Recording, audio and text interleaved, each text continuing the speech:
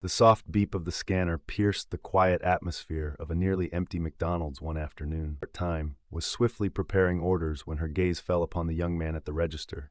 He was tall, well-dressed, and clearly flustered as he rummaged through his pockets. His confusion was evident, his face showing signs of unease. Without his wallet, he seemed out of place and uncertain. Emma hesitated for just a moment before making a decision. Quietly, she reached for her bank card and swiped it through the payment terminal. "Don't worry," she whispered with a warm smile that seemed to ease the tension in his face. The young man, Barron Trump, looked at her, his lips parting as if to say something, but he only managed a soft, "Thank you." Holding his tray of food, he stood frozen for a moment, feeling something he couldn't quite describe. Little did either of them know that Emma's small act of kindness would set into motion a series of events far beyond imagination. Emma Carter, a kind-hearted and unassuming college student, always preferred her actions to speak for her. She didn't seek recognition and treated everyone with equal warmth. Weeks earlier, on a quiet Wednesday afternoon, she'd recognized Barron Trump when he entered the restaurant. Though composed, he looked uneasy, as if trying to blend into an unfamiliar space. When Barron realized his wallet was missing, his confident demeanor faltered. Emma noticed the growing worry on his face. Without hesitation, she paid for his meal, her smile reassuring. "It's nothing," she said softly. Barron was struck by her gesture. Though words escaped him at that moment, he left McDonald's carrying more than just a tray of food. He carried gratitude that stayed with him long after. Back at Mar-a-Lago, Barron sat in the Grand Library, lost in thought. Across from him, his father, Donald Trump, worked on important documents. "Dad," Barron said, breaking the silence. Trump looked up, his sharp eyes softening. "What's on your mind, son?" Barron hesitated before recounting his encounter with Emma, the stranger who had helped him without expecting anything in return.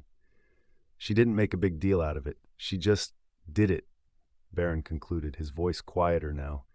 Donald Trump leaned back in his chair, his fingers tapping the armrest. "She sounds remarkable. What's her name?" "Emma Carter. She works at the McDonald's on Elmwood Avenue." Trump's mind began to churn with ideas. He was not one to let genuine kindness go unacknowledged, especially when it came to his family. "We're going to visit her," he declared. 3 days later, a convoy of black SUVs pulled into the McDonald's parking lot. Inside, Emma was busy with the lunch rush, flipping burgers and assembling orders. She didn't notice the hush that fell over the restaurant until the atmosphere became eerily quiet. Looking up, she froze. Walking through the door was none other than Donald Trump, flanked by his security detail. Gasps and whispers rippled through the crowd. "Is Emma Carter here?" Trump's voice carried across the room, warm yet commanding. Emma's coworker nudged her. "They're calling for you," they whispered. Emma hesitantly stepped forward, her apron dusted with flour. "It's me," she said, her voice steady despite her racing heart. Trump extended his hand with a genuine smile. "Emma, I've heard so much about you from my son, Barron. What you did that day was truly incredible, and we're here to thank you." Barron stepped forward, shy but sincere. "I've never forgotten what you did for me. Thank you."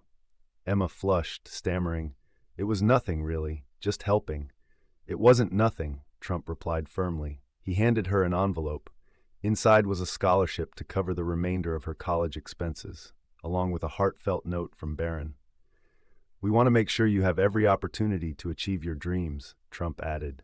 The restaurant erupted in applause as Emma's eyes welled with tears. She clutched the envelope, overwhelmed by the unexpected kindness.